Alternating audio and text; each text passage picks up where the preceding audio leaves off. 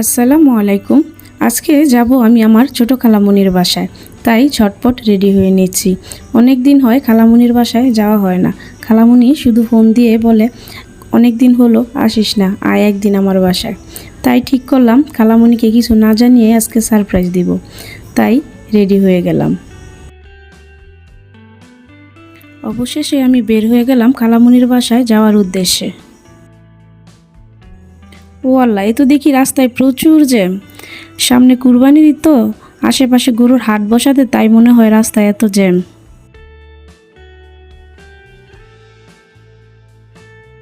অবশেষে জ্যামের ঝামেলা থেকে মুক্তি পেলাম। বাহ, পরিবেশটা খুব সুন্দর না? আমার কাছে তো খুব সুন্দর লাগছে। আপনাদের কাছে কেমন লেগেছে প্লিজ আমাকে কমেন্টসে জানাবেন।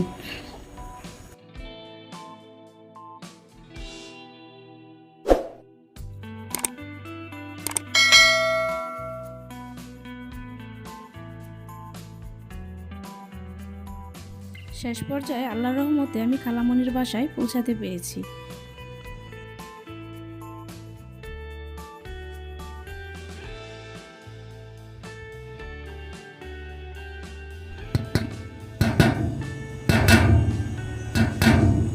পরের পার্টি দেখাবো খালামণির বাসায় গিয়ে কি কি মজা করলাম।